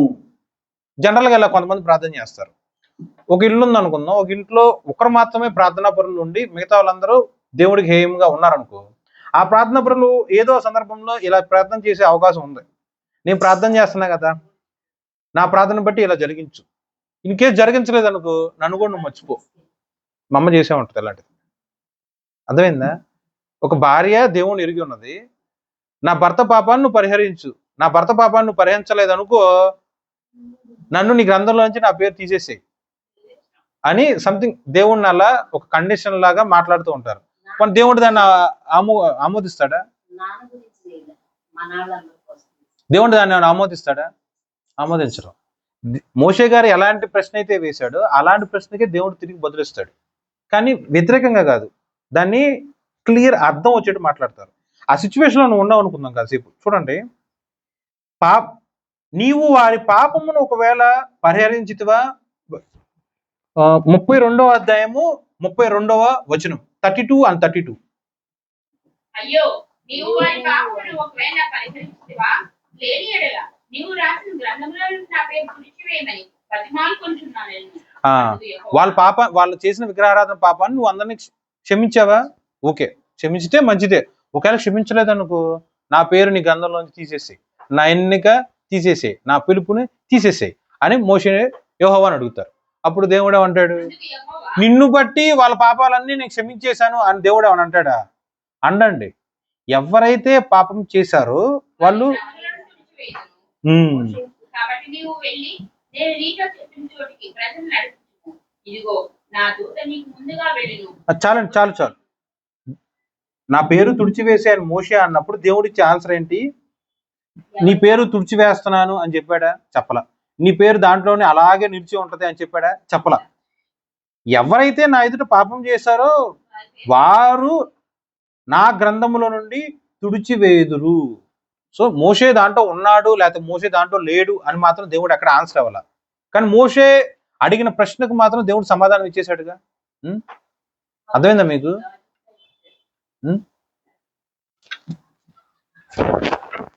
ఇంతవరకు అర్థమైందా? నెక్స్ట్ 33వ అధ్యాయం నుంచి మళ్ళీ మొదలు పెట్టుకుందాం. 33:3 హివ్వీయులను యోబీసీయులను వెళ్ళగొట్టెదను, మీరు లోబడి నగడి ప్రజలు కనుక నేను మీతో కూడా రాను. చాలండి. దేవుడు ఈ యొక్క ఇజ్రాయెల్ ప్రజలందరినీ కూడా ఆ ఉన్న ప్రదేశం నుంచి బయలుదేరి కానాన్ దేశానికి వెళ్ళమన్నారు. అప్పటికి కానాన్ దేశంలో ఎవరైతే ఉంటారంటే 2వ వచనంలో రాసి ఉంటుంది, నీకు ముందుగా దూతలు పంపి కనానీయులను, అమ్మోరీయులను, హిత్తీయులను, పెరిజ్జీయులను, హవ్వీయులను, యుసీబులను వెళ్ళగొట్టేదను. దేవుడే వెళ్ళగొడతాడు. నువ్వు ఒక ప్రదేశానికి వెళ్ళాలి, కానీ ఆ ప్రదేశంలో ఎవరో ఆక్యుపై చేసి ఉన్నారు. నువ్వు వెళ్ళి గొడవ పెట్టుకొని లేకపోతే నువ్వు వెళ్ళి యుద్ధం చేసి వాళ్ళందరినీ పక్కకు పంపించాలని దేవుడు ఏం చెప్పలా. నీకు ముందుగా నువ్వు ఆ ప్రదేశానికి వెళ్ళే దానికన్నా ముందే నేను పంపించిన దూత అక్కడికి వెళ్ళిపోయి ఇక్కడున్న సుమారు 7 లేకపోతే 8 తెగల ప్రజలందరినీ కూడా దేవుడే వెళ్ళగొడతాడు. కానీ ఈ ఇజ్రాయెల్ ప్రజలందరూ కూడా లోబడనల్లని ప్రజలు కనుక నేను మీతో కూడా రాను. ఒకవేళ వచ్చాననుకో, మన యొక్క మార్గ ప్రయాణంలో నాకు ఎక్కడో కొట్ట కోపం వస్తుంది. నాకు వచ్చిన కోపం బట్టి ఇజ్రాయెల్ ప్రజలందరినీ కూడా నేను సంహరిస్తానేమో అని దేవుడు అంటాడు. ఇది మీరు అండర్లైన్ చేసుకొని గుర్తుపెట్టుకోండి.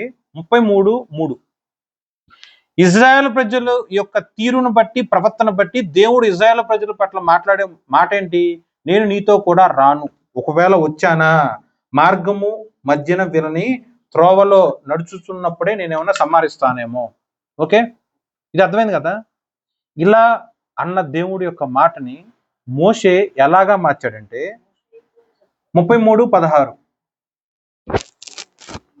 నా ఎడలను నీ ప్రజల ఎడలను నీకు కటాక్షం కలిగిన దేని వలన తెలియబడును? నీవు మాతో వచ్చినవన్నే కదా. అట్లు మేము అనగా నేను నీ ప్రజలను భూమి మీద ఉన్న సమస్త ప్రజల్లోని ప్రత్యేకింపబడదుమని ఆయనతో చెప్పాను. చాలండి, చాలు 33:3లో మీరు ఏం చూసారండి? దేవుడి యొక్క మాట, నేను నీతో రాను. కానీ మోషే ఏమన్నాడు? బతిమలాడుకుంటున్నాడు, రా, నాతో రా, బతిమలాడుకుంటున్నాడు. నీ కటాక్షం నా ఎడల ఉంచు, బతిమలాడుకున్నాడు. నీ కటాక్షం నా ఎడల ఉన్న ఎడల నువ్వు నాతో వచ్చిన ఎడల ఇలాంటి కార్యము జరిగింపజేయి. శుభానువాలు శుభ సూచనలు అడుగుతున్నాడు. మేమందరము కూడా లోకమున నుండి ప్రత్యేకింపబడిన జనాంగా మేమందరం మారతాం. ఎప్పుడంటే నీ కటాక్షం ఉంటేనే కదా, నీ కటాక్షం మెడలో ఉంటేనే కదా బతిమలాడుకుంటున్నాం. నువ్వు రానప్పుడు మేము ఎలా ప్రత్యేకింపబడతాం? నువ్వు రానప్పుడు నీ యొక్క తోడు మాకు ఎలా ఉంటది? నువ్వు రానప్పుడు ఈ యొక్క పాపం నుండి మేము ఎలా జయిస్తాం? నువ్వు మాతో రా, నీ కటాక్షం మాకు ఉండాలి, నువ్వు మాతో రా అని దేవుణ్ణి పదే బతిమలాడుకుంటూ ఉన్నాడు. అలాగే 34:9 ఇక్కడ కూడా బతిమలాడుకుంటాడు. చూడండి 34:9 ప్రభువా, నా మీద నీకు కటాక్షం కలిగిన యెడల నా మనవి ఆలకించుము. దయచేసి నా ప్రభువు మా మధ్యలో ఉండి మాతో కూడా రావాలను. మీరు చాలండి. ఇక్కడ 33:3 దగ్గర నుంచి అలాగే 34:10 అక్కడ వరకు సుమారు మోర్ దెన్ 40 days కన్నా ఎక్కువ అయిపోతుంది. Okay, more than 40 days, minimum 40 days, maximum చాలా రోజులు పడవచ్చు. ఓకేనండి, మినిమం 40 days తీసుకున్నాం అంటే సుమారు నెలన్నర నుంచి ఇదే పని, మోసే పని, బతిమలాడుకుంటామే. నెలన్నర కిందట నేను రాను అని చెప్పిన దేవుడు మోషే యొక్క ప్రార్థన, మోషే యొక్క బతిమలాడుకోవటం, మోషే యొక్క విజ్ఞాపన, మోషే యొక్క తగ్గింపుతనము ఇవన్నీ కూడా చూసి అల్టిమేట్ గా దేవుడు చెప్తాడు, నేను నీతో వస్తున్నా అని. ఓకేనా? రాను అని చెప్పిన ఆయన యెహోవా 33:3 నువ్వు రావాలి అని 33:16 34:9లో బతిమలాడుకుంటాడు. అల్టిమేట్ గా 34:10లో చెప్తాడు దేవుడు, నేను నీతో వస్తాను. ఏ ప్రజలతో పాటు కూడా రమ్మంటున్నావో ఆ ప్రజల మధ్య నేను వస్తాను. ఆ ప్రజల మధ్య చేసే అద్భుత ఆశ్చర్య మహిమ కార్యములు ఈ యొక్క సృష్టి యావత్తులో ఎవరు ఎప్పుడు చెయ్యరు, చూడలేరు. యెహోవా అంతా గొప్ప శూర కార్యములు చేయగలిగిన వాడు, భయంకరమైన దేవుడు అని దేవుడు తన గురించి చెప్పుకుంటూ ఉంటాడు. ఓకేనా?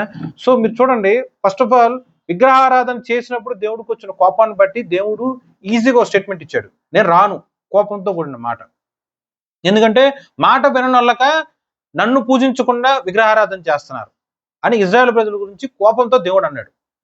ఆ విగ్రహారాధన వల్ల వచ్చిన ఆ యొక్క పాపము పరిహరించే వరకు కూడా మోషే గారు దివారాత్రములు ఆ యొక్క కొండ మీద 40 రోజుల పాటు అన్నము ముట్టడు, పానీయము కూడా సేవించడు. దేవుణ్ణి బతిమలాడుకుంటూనే ఉంటాడు. కాసేపు ప్రేయర్ చేయడానికి నాపోటాడికి బద్ధకం వస్తుంది, విసుగు వస్తుంది. కానీ మోషే గారికి రోజులు నెలల తరబడి కూడా దేవుణ్ణి బతిమలాడుకుంటూనే ఉంటాడు.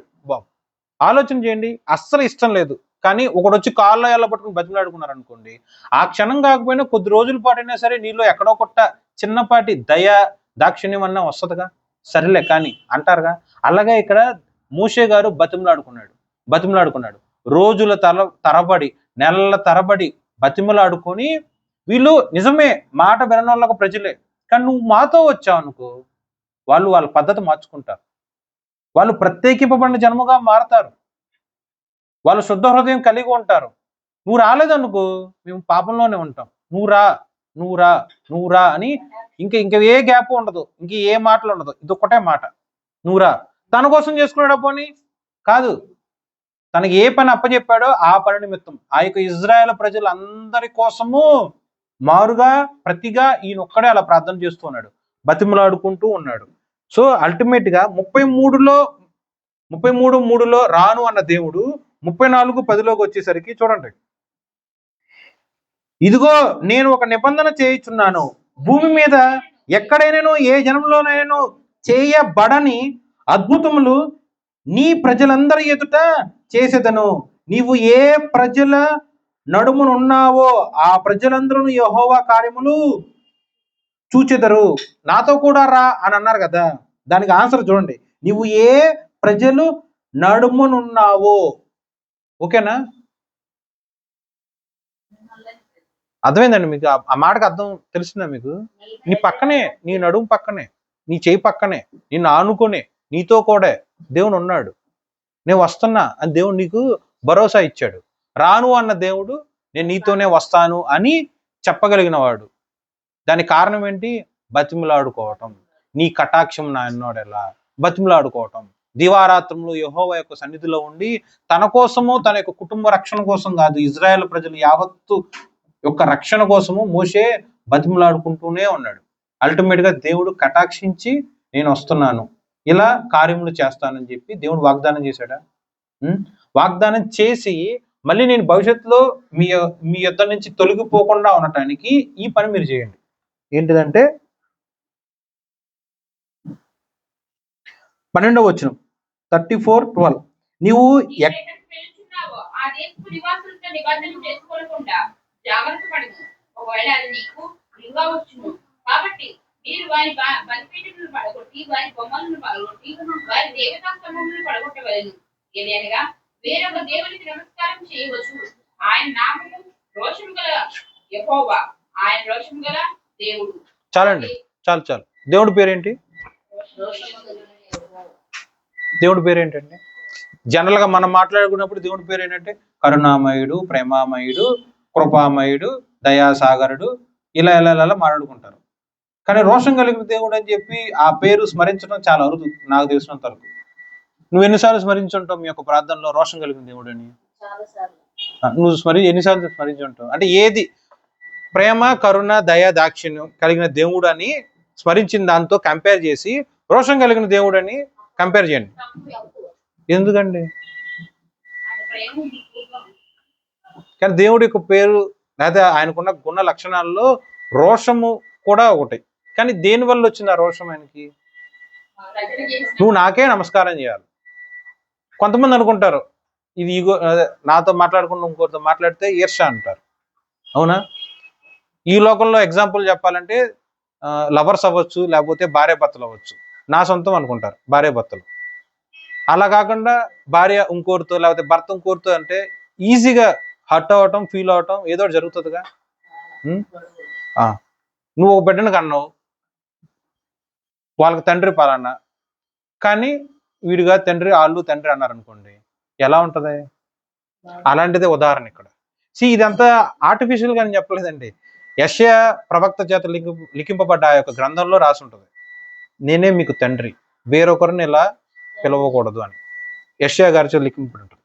అలాగే ఇక్కడ యెహోవా రోషము గల దేవుడు, ఆయన నామమే రోషము గల యెహోవా, వేరొక దేవునికి నువ్వు నమస్కారము చేయవద్దు, వేరొక నామమునకు నువ్వు పూజలు సమర్పించవద్దు. ఓకేనా? ఇంతవరకు మీకు అర్థమైందండి? సో ఇప్పుడు వరకు చెప్పింది మీకు క్లుప్తంగా మెమరైజ్ చేయడానికి, నేను నీతో కూడా రాను అన్న యెహోవా నేను నీతో కూడా వస్తాను అని తిరిగి చెప్పగలిగిన దానికి కారణం ఒకే ఒకటి, మోషే గారి యొక్క ప్రార్థన. ఆ యొక్క ప్రార్థనలో ఒకే ఒకటి. ఎంత చక్కగా ప్రార్థన చేస్తాడంటే, ఇది రాసుకుంటున్నారు కదా, 2 భాగాల కింద చెప్తాను చూడండి. ఒక భాగం ఏమో మోషే యెహోవా గారిని అడిగినట్టు, ఇంకో భాగం ఏమో యెహోవా మోషేతో మాట్లాడినట్టు. అక్కడ మీరే పెట్టుకోండి. నువ్వు యెహోవాని ఏదో అడుగుతున్నావు, ప్రశ్నలు ఇలా, దానికి తిరిగి యెహోవా నీకు ఇలా ఆన్సర్ ఇస్తున్నాడు. ఇప్పుడు వరకు చెప్పింది ఏంటంటే చూడండి, మోషే గారి బదులు నీ పేరు పెట్టేసుకోండి, ఇజ్రాయెల్ ప్రజల బదులు నీ కుటుంబం పేరు పెట్టుకోండి. ఇజ్రాయెల్ ప్రజలందరూ విగ్రహారాధన చేస్తున్నారు, నీకు మాత్రం దేవుడే తెలుసు.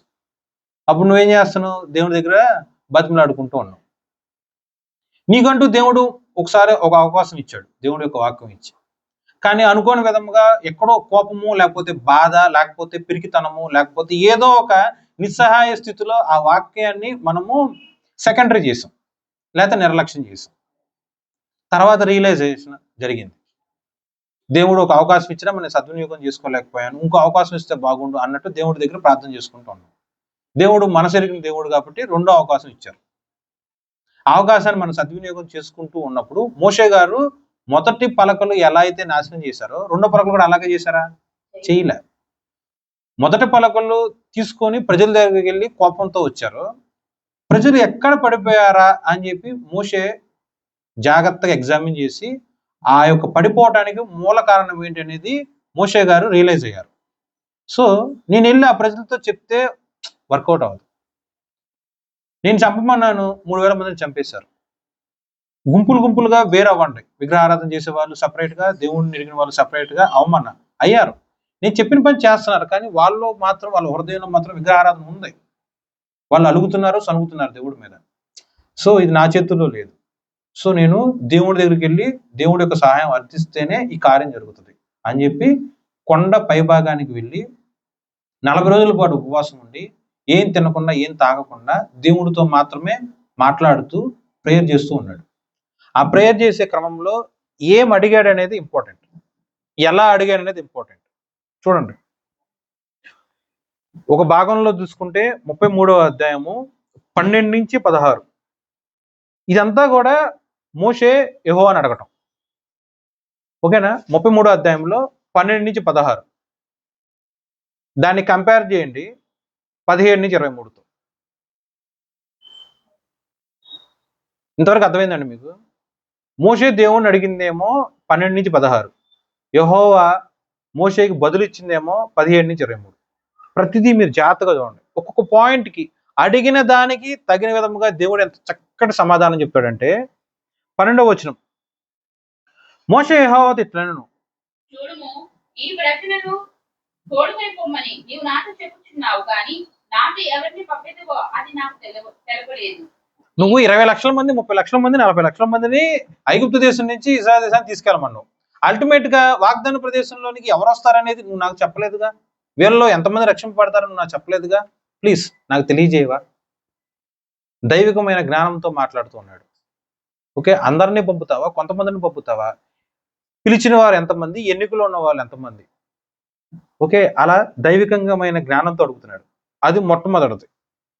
చూడండి, 40 లక్షల మందిని పంపిమన్నావు, కానీ వాళ్ళలో ఎంతమంది చేర్చబడతారనేది నాకు తెలియదు కదా. ప్లీజ్ నాకు తెలియజేయి. పిలవబడిన వారు అనేకులు, కానీ వారిలో ఏర్పరచబడిన వారు కొందరే. ప్లీజ్ నాకు తెలియజేయవా?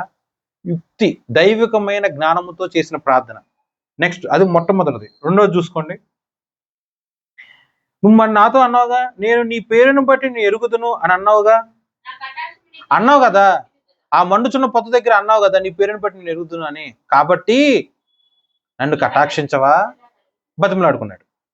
నెక్స్ట్, ఒకవేళ కటాక్షించావనుకో, నీ కటాక్షం ఒకవేళ నా ఎడ కడిగి ఉంటే నీ మార్గం నాకు తెలియజేయవా? థర్డ్, నీ మార్గం నాకు తెలియజేస్తేనే కదా నేను నీ మార్గం తెలుసుకుంటాను. నా అంతా నేనేం తెలుసుకోగలను? నువ్వు చెప్తేనేగా. నా అంతటి నేనేం చేయగలను? నువ్వు చెప్తేనేగా. నేను చేతగాని వాడను. నీ కటాక్షముతో నువ్వు నాకు తెలియజేయి నీ మార్గము. నీ కటాక్షము చొప్పున ఏ మనిషి నీ దగ్గరికి చేర్చబడతాడు, ఎవరు చేర్చబడలేరు, ఎవరికి ఎటువంటి డెఫిషియన్సీ కొలతలు ఉన్నవి, ప్లీజ్ నాకు తెలియజేయి, నేను నేర్చుకుంటా, నాకు చెప్పవా అని బతిమలాడుకున్నాడు. చూడండి ఎలాంటి వేరియేషన్స్ ఉన్నాయి. అలాగే ఎంత దీనంగా, ఎంత చక్కగా ప్రార్థన చేసుకుంటున్నాడు. సొంత ప్రయోజనాల కోసమా? కాదు, తన యొక్క ఇజ్రాయేల్ ప్రజల కోసం.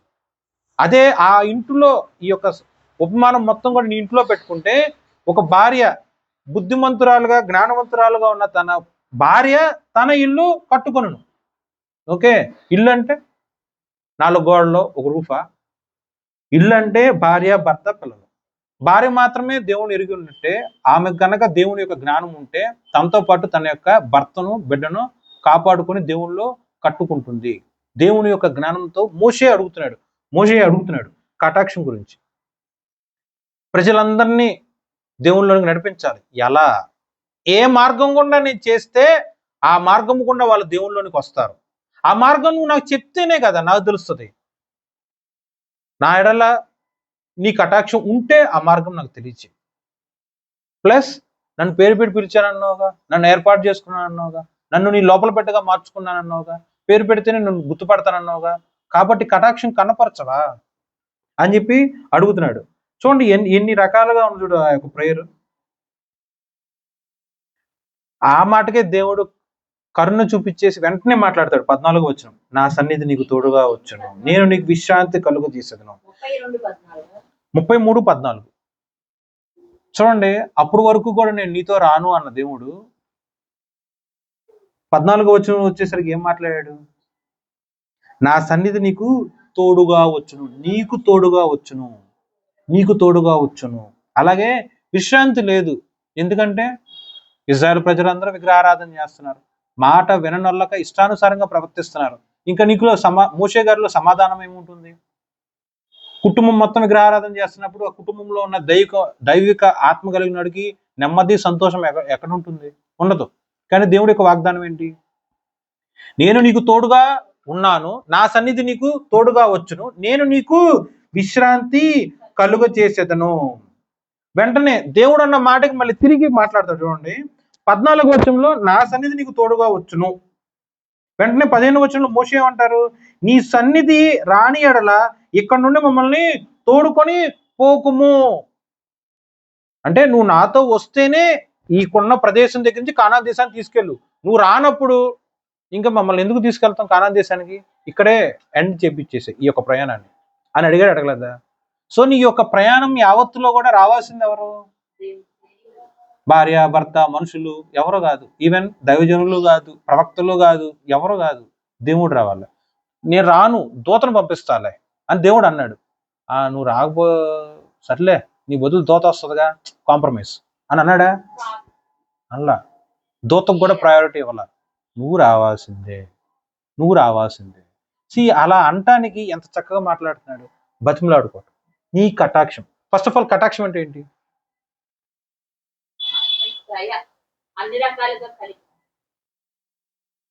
ఈ పదం చాలా చోట్ల వినే ఉంటారు. కటాక్షం అంటే ఏంటి? ఇంగ్లీష్ బైబిల్లో చూసినట్లయితే favour in the sight of God.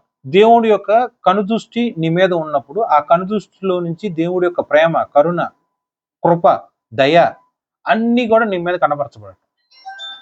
ఓకేనా? ఎంత చక్కగా ఉంటుంది చూడండి కటాక్షం. మళ్ళీ ఆ పదం చాలా ఇంపార్టెంట్. ఎంత చక్కగా ఇంపార్టెంట్ అంటే ఇందాక చెప్పిన ఆ యొక్క 12 నుంచి 16 వచనాల్లో ఎన్నిసార్లు రాసుంటారు చూడండి కటాక్షము. కటాక్షము మీరు అండర్లైన్ చేసుకుంటారో లెక్క పెట్టుకుంటారో అది తెలియదు, కానీ చాలాసార్లు రాసుంటది ఆ యొక్క 33 అలాగే 34 వచనాలలో. ఆ కటాక్షం అంత ఇంపార్టెంట్. అంటే దేవుడి యొక్క కనుదృష్టిలో నువ్వు కృప పొందిన దానవు, దేవుని యొక్క కనుదృష్టి నీ మీద నిలిచి ఉన్నది, కాబట్టి నన్ను కరుణించు, కాబట్టి నీ మార్గం నాకు తెలియజేయి, కాబట్టి నాతో కూడా నువ్వు రా, కాబట్టి నీ సన్నిధి నాకు తోడుగా ఉంచు. దూత వస్తుంది కాదు, నువ్వే రావాలి, దూతలు కాదు.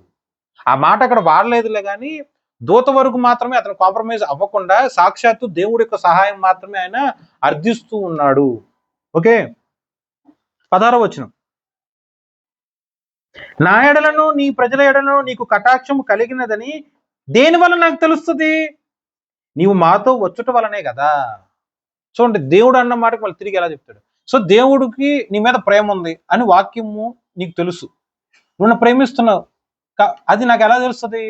నీ గాయపడిన హస్తములు, నువ్వు చిందించిన ఆ యొక్క రక్తము, నువ్వు నా కోసం విడిచిపెట్టిన ఆ యొక్క ప్రాణము, నువ్వు నా కోసము పునరుద్ధానమైన ఆ యొక్క జీవము బట్టే మనిషి పట్ల దేవుడికున్న ప్రేమ తెలుస్తుంది. అలాగే దేవుడి యొక్క కృప మన పట్ల ఎలా తెలుస్తుంది అంటే క్రియలు. ఇలా అడుగుతున్నాడు ఆయన, కటాక్షం అడుగుతున్నా, నువ్వు నాకు తోడుగా ఉన్నానని నువ్వు చెబుతున్నావు, నాకు ఎలా తెలుస్తుంది నువ్వు నాకు తోడుగా ఉన్నావు అని? నాకు ఎలా తెలుస్తుంది నీ యొక్క కటాక్షం నా మీద నిలిచి ఉందని? మమ్మల్ని అందరినీ కూడా కానాన్ దేశానికి తీసుకెళ్తేనే కదా నువ్వు మాకు తోడుగా ఉన్నావు అని తెలుస్తుంది. ఈ లోక ప్రయాణం నుంచి పరలోక ప్రయాణం వరకు నువ్వు మాకు తోడుగా ఉండి తీసుకెళ్తేనే కదా ఈ లోకంలో పరిశుద్ధాత్మ యొక్క నడిపింపులో మేము ప్రవర్తించినట్టు, సహాయం అర్థించినట్టు మాకు తెలిసేది. ఓకే,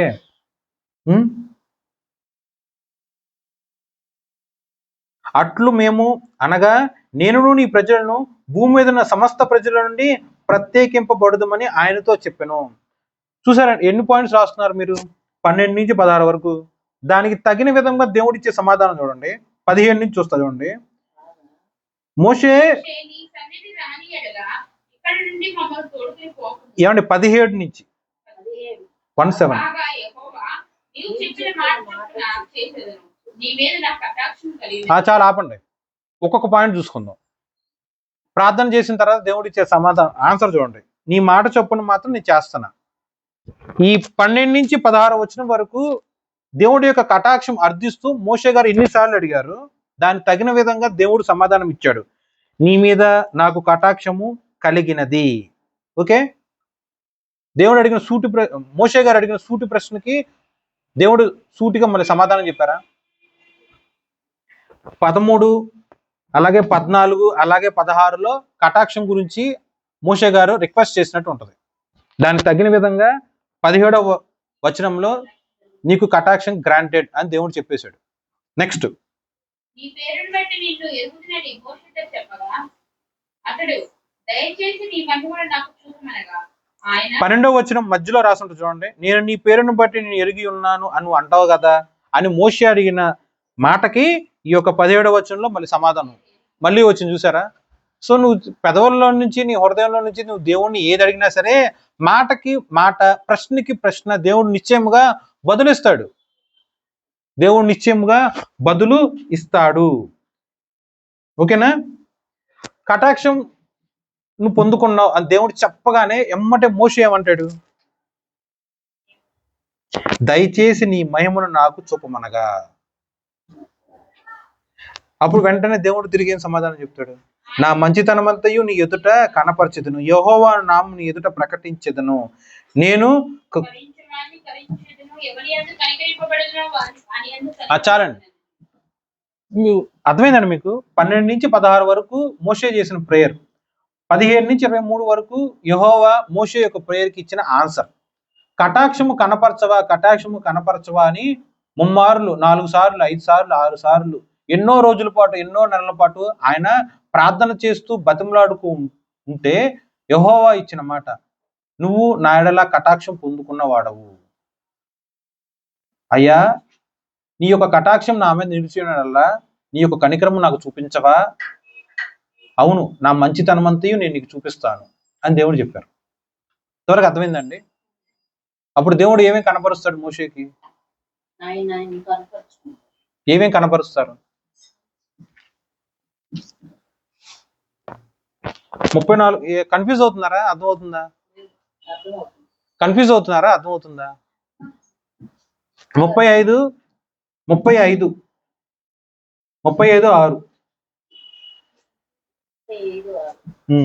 సేవని నిమిత్తము బంగారం వెండి ఇత్తడి నీలధూమ్రము సారీ 34 6 అతని ఎదుట యెహోవా అతను దాటి వెళ్ళుచు, యెహోవా కనికరము, దయ, దీర్ఘశాంతము, విస్తారమైన కృపాసత్యము గల దేవుడైన యెహోవా.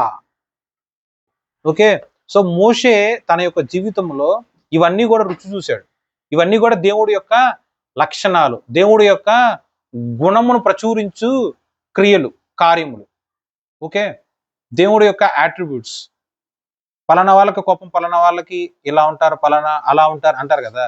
కానీ ఇక్కడ దేవుడి యొక్క గుణ లక్షణాలు చెప్పుకునే యొక్క క్రమంలో యెహోవా యొక్క కనికరము, దయ, దీర్ఘశాంతము, విస్తారమైన కృప, విస్తారమైన సత్యము గల యెహోవా యొక్క లక్షణాలన్నీ కూడా ఆయన మోషే ఎదుట కనబరుచుతూ ఉన్నారు. ఇవన్నీ కూడా నువ్వు స్ట్రైట్ గా చూడలేవు. సో నువ్వు బండ సందుల్లో దాక్కో, నీ కళ్ళు నేను మూస్తాను, నేను నిన్ను దాటి వెళ్ళిపోయేటప్పుడు ఆ చెయ్యల తొలగిస్తాను, నా వెనక భాగం నువ్వు చూడు. ఇదంతా కూడా 34లో రాసి ఉంటుంది. ఓకేనా? 3, 4, 5, 6 ఇలా అన్ని రాసి ఉంటుంది. ఓకే, అర్థమైందండి? సో మూలవాక్యం ఏంటంటే అర్థమైందా? ఉదయమునకెళ్ళే నువ్వు సిద్ధపడి ఉదయమునకెళ్ళే నువ్వు కొండ పైగ భాగానికి రా. ఎలా సిద్ధపడాలి అంటే నేను చెప్పిన పని చేయటమే సిద్ధపడటం. నేనేం చెప్పాను? 2 రాతి పలకలు తీసుకురా. సరే, మొదటిసారి ఏదో కోపాగ్నితో నువ్వు ప్రజల మీద కోపగించుకోవచ్చు, ఓకే, కానీ నేను చెప్పిన రాతి పలకలు ఎందుకు పాల్గొట్టావు అని అడిగే అవకాశం కూడా ఉంది. కానీ అది దేవుని యొక్క ప్రేమతో, దేవుడికి వచ్చిన రోషంతో వచ్చిన కోపం కాబట్టి దేవుడు దాన్ని ఇంకో అవకాశం ఇచ్చారు. ఇచ్చి అది మళ్ళీ చేసుకొచ్చినప్పుడు దాంట్లో మనిషి యొక్క క్రియ కూడా కనపడింది. సో దేవుడి యొక్క సన్నిధిలో నువ్వు కనపరుచుకుంటానికి నువ్వు వెళ్ళాలి.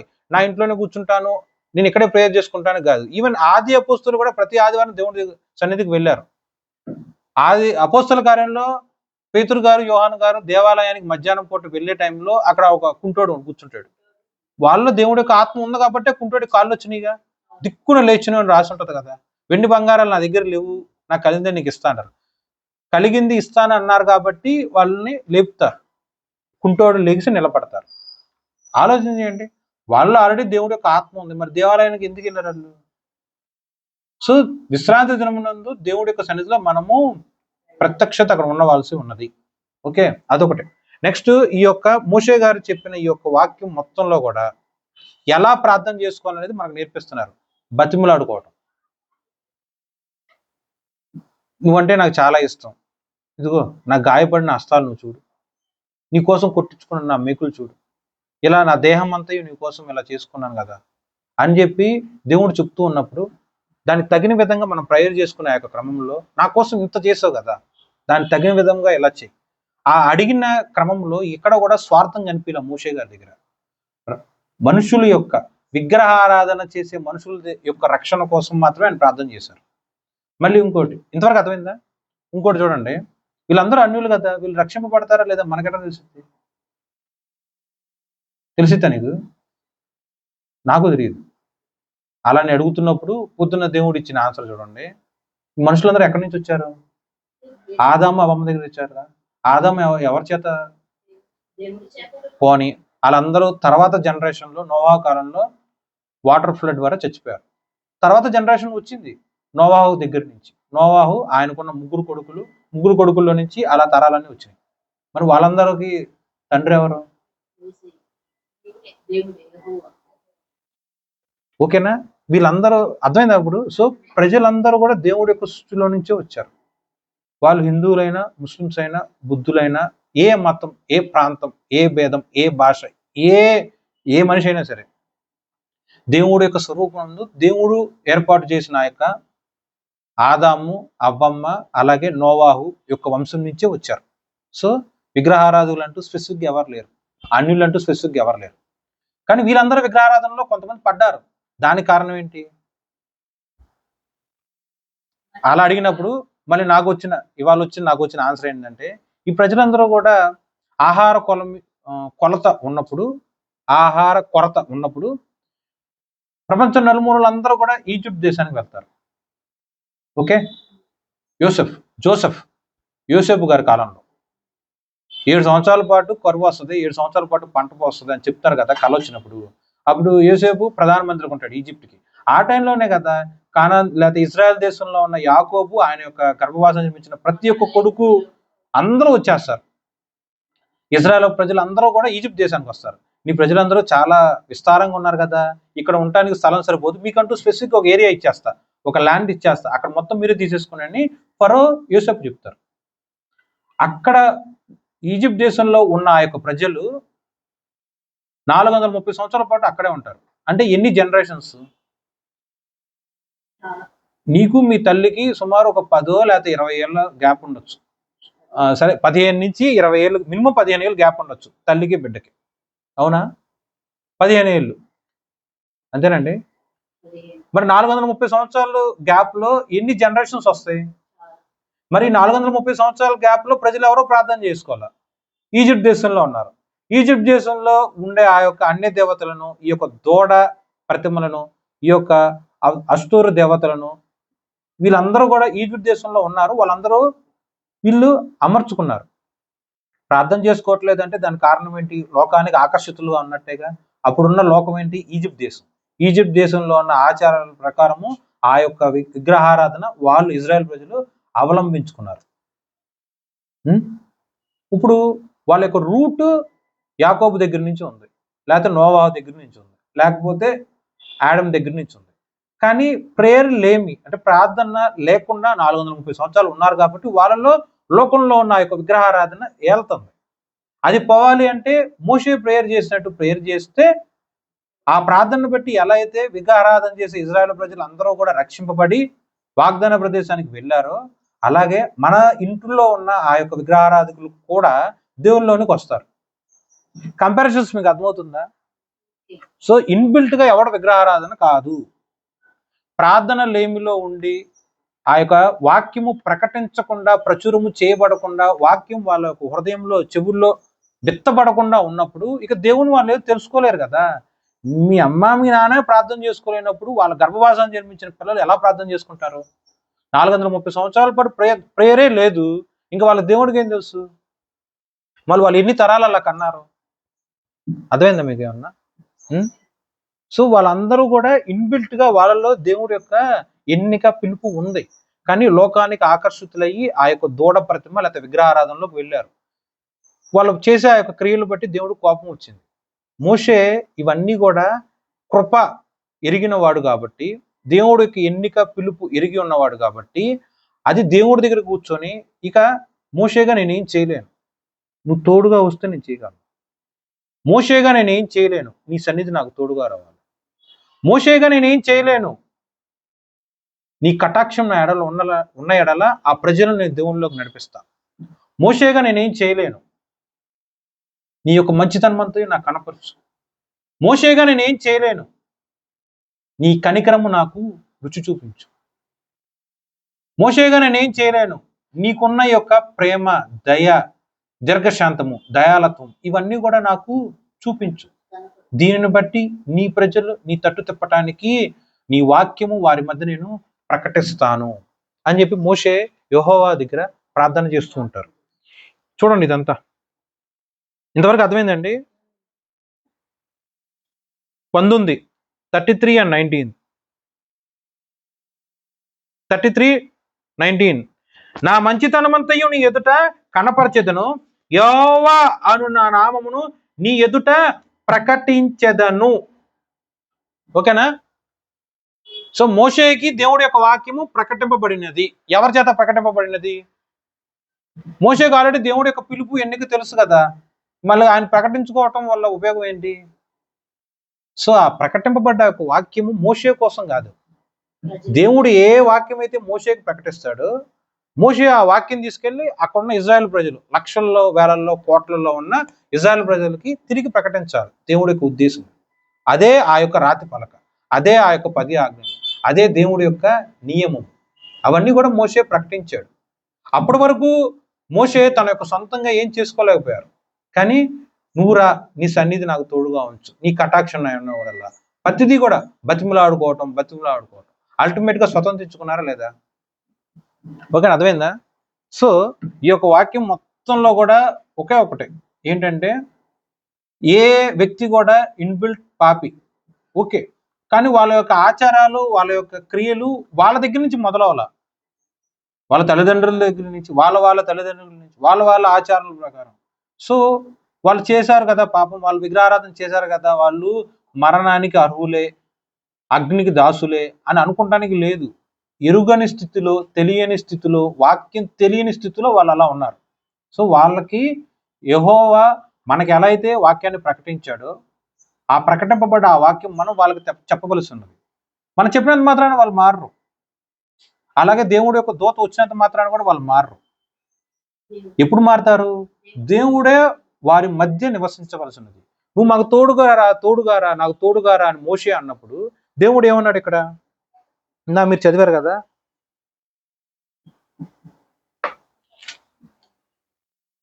నీవు రాని ఎడల 10, 33 and 10.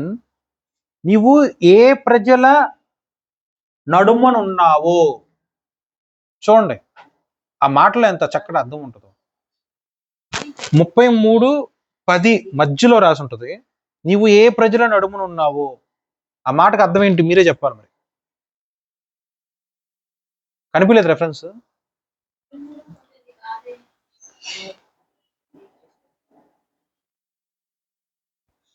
ఆ మాట అర్థం ఏంటండి? సారీ, 34:10. 34:10. తెలుగులో చెప్పయ్యా. 34:10. అందుకు ఆయన, ఇదిగో నేను ఒక నిబంధన చేయుచున్నాను. భూమి మీద ఎక్కడన్నా ఇన్ను ఏ జంతువున ఇన్ను చేయబడని అద్భుతములు నీ ప్రజల ఎదుట చేస్తును.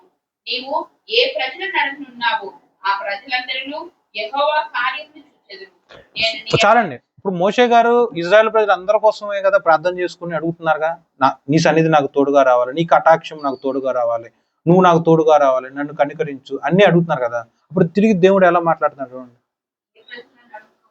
నువ్వు ఎవరి మధ్య నువ్వు నివసిస్తున్నావో, ఎవరి నడుము నువ్వు ఉన్నావో, నీ పక్కన నీతో కూడా ఉన్న యొక్క అందరి ప్రజల పట్ల నేను ఈ కార్యం చేస్తున్నా. భయంకరమైన, అద్భుతమైన, ఆశ్చర్యమైన మహిమ కార్యములు నేను చేస్తున్నాను. సో దేవుడు అక్కడ ఉనికి, దేవుడి యొక్క ప్రజెన్స్ అక్కడ ఉందా లేదా? సో నేను రాను అన్న దేవుడు తిరిగి ఆయన వచ్చేటట్టు చేయగలిగింది కేవలము బతిమలాడుకునే ఒక ప్రార్థన, సమర్పణ గురించి ప్రార్థన. మోషేకున్న సకల విద్యా ప్రావీణ్యత ఇక్కడ ఎక్కడ రక్షణలోకి రాల. హెబ్రీ రాసిన పత్రికలో ఉంటుంది ఆయన సకల విద్యా ప్రావీణ్యుడు అని. అది ఎక్కడ కూడా యూజ్ అవ్వాల. ఆయన మంచి యుద్ధశాలి. అటు తిరిగే లోపు ఒక మనిషిని చంపేసి నాలో పాతేస్తాడు. అంత యుద్ధం కలిగినవాడు ఆయన. అది కూడా నిర్గమాకాండంలో ఉంటుంది. కానీ అదన్నీ యూజ్ అవ్వాల. ఏది యూజ్ అయింది? ఆ మనిషికి ఆ యొక్క ఏర్పాటు దేవుడు చేసిన వాగ్దానం ప్రకారము నువ్వు రా, ప్రతి దాంట్లో దేవుడిని ఇన్వాల్వ్ చేశాడు. ఓకే, ప్రజల దగ్గర మాట్లాడాలా, ముందు దేవుడి దగ్గర మాట్లాడి తర్వాత ప్రజలతో మాట్లాడతాం. ప్రజలకు ఏమైనా ఉపదేశం చేయాలా, ముందు దేవుడి దగ్గర మాట్లాడి దేవుడు ఆయనకి ఏం ఉపదేశించారో అది తీసుకెళ్ళి ప్రజలకు చెప్పడం. సొంతంగా ఏం చేయాల, ప్రతిదీ దేవుడు తీసుకొచ్చాడు. ఓకే, అర్థమైంది మీకు? ప్రతి దాంట్లో దేవుడు కావాలి. ఒక మనిషి రక్షణలోకి రావాలంటే ఆ మనిషిలోనికి దేవుడు వస్తేనే, బాప్తిజం తీసుకోవాలన్న ప్రేరేపణ, ఆసక్తి దేవుడు కలుగు చేస్తేనే అది సాధ్యమవుతుంది తప్ప మనిషి వాళ్ళకున్న సొంత క్రియలు బట్టి ఏది కూడా కనపరచలేరు. సో అల్టిమేట్గా ప్రేయర్ మాత్రమే ప్రతిదానికి ఆన్సర్. ఎలా అయితే మోషే ప్రేయర్ చేశారో, అదే ప్రార్థన చేశారో, సింపుల్ థింగ్, నీ కటాక్షం నాకు కనపరచు, బతిమలాడుకుంటా. నీ కటాక్షం నాకు కనపరిచిన యెడల మార్గం తెలియచి, నీ కటాక్షం నాకు కనపరిచిన యెడల ఆ మార్గంలో ఎలా నడవాలో నాకు తెలియచి, నీ కటాక్షం నాకు కనపరిచిన యెడల ఏ ప్రజలను నీ మార్గంలోకి నడిపించాలో నాకు తెలియజేయి. నీ కటాక్షం నాకు కనపరిచిన యెడల నీ మంచితనమంతయు నాకు కనపరచుము. నీ కటాక్షం నాకు కనపరిచిన యెడల ప్రపంచంలో కల్లా కూడా ఈ యొక్క ప్రజలను ప్రత్యేకింపబడిన దేవుని యొక్క సమూహముగా మనం మార్చగలుగుతాం. నీ కటాక్షము నా ఎడల కనబడిన ఎడల పరలోకంలో దేవుడి యొక్క సింహాసనం ఎదుట అందరం కూడా హాజరవుతారు. సో ప్రతిదీ దేవుడికి సమర్పించి బతిమలాడుకొని ప్రార్థన చేసుకోవటమే. దేవుడి వాక్యం మన హృదయాల్లో ఫలించి వృద్ధి చేయను గాక. ఆమేన్.